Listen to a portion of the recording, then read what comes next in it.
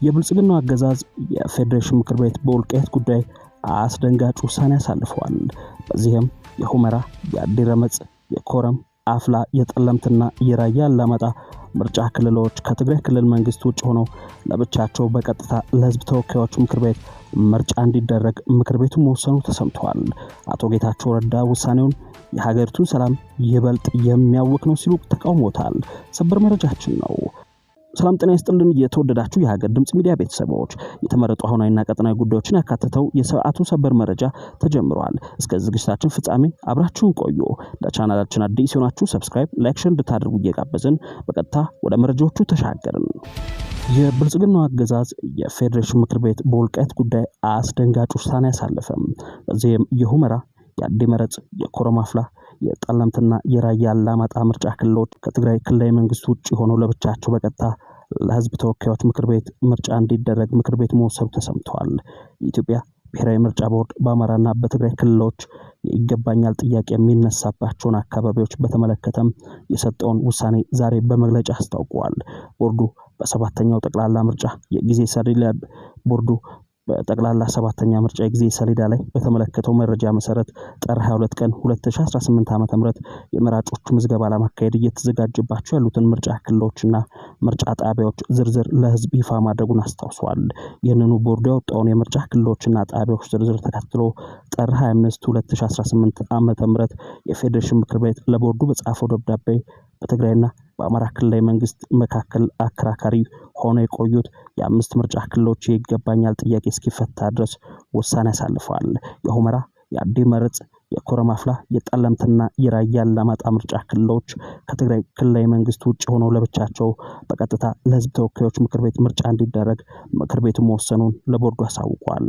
የክልል ምክር ቤት ምርጫው በአካባቢዎቹ ላይ የተነሳው የይገባኛል ውዝግብ በህገ መንግስቱ ውሳኔ ሲፈታ አመቺ ጊዜ ተመርጦ ወደፊት እንዲካሄድ መወሰኑንም እንዲሁ ምክር ቤቱ አሳውቋል። በመሆኑም ቦርዱ በፌዴሬሽን ምክር ቤት ውሳኔ መሰረት የሰባተኛውን ጠቅላላ ምርጫ ከላይ በተጠቀሰው አግባብ ለመፈጸም የሚያስችለውን ህግና ስርዓት በመጠበቅ ተግባራዊ የሚያደርግ መሆኑን አስታውቋል።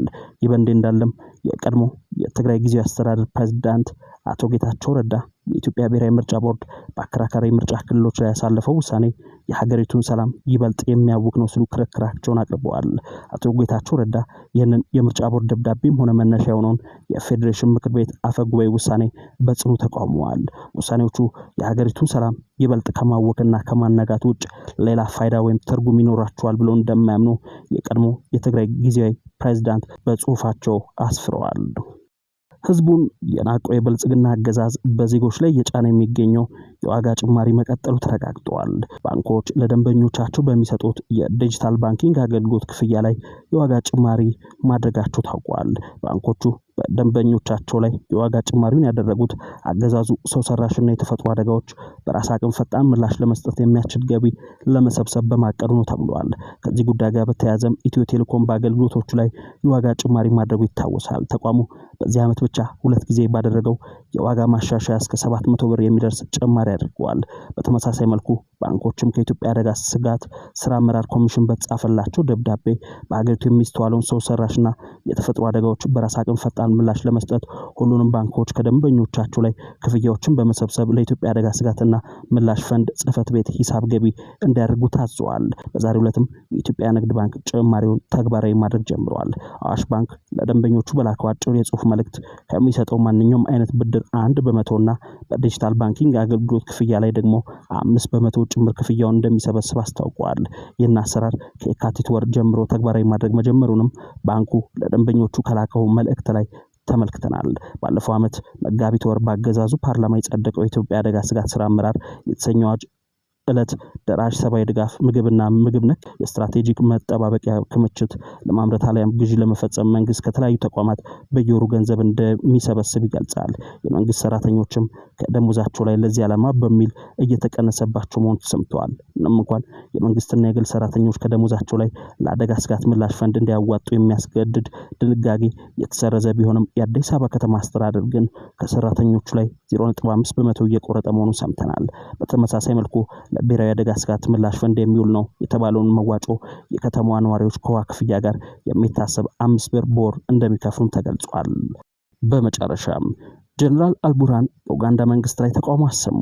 በሌተናል ጀነራል አብዱል ፈታህ አልቡርሃን የሚመራው የሱዳን ወታደራዊ መንግስት ውጭ ጉዳይ ሚኒስትር ባወጣው መግለጫ የኡጋንዳ መንግስት የሽብርተኛ ሚሊሻ ቡድን መሪ የሆኑትን አማጺውን መሐመድ ሐምዳን ዳጋሎን ተቀብሎ ማነጋገሩን አጥብቀን እናወግዛለን በማለት ጀምሯል።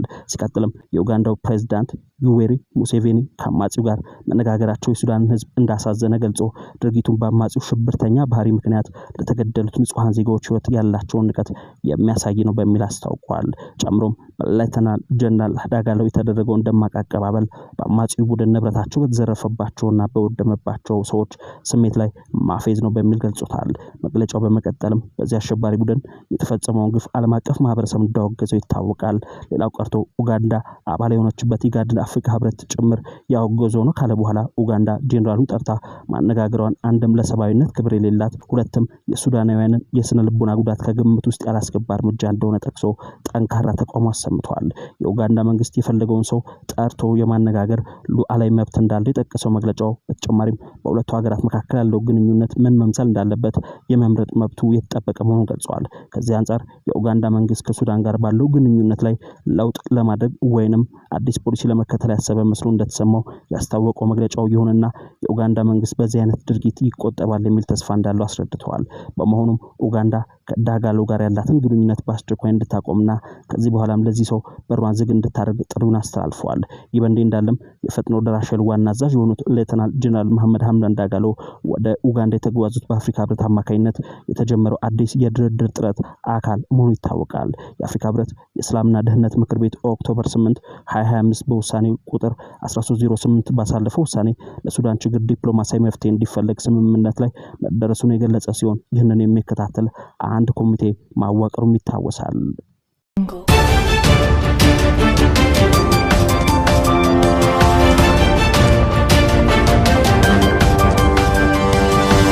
We'll be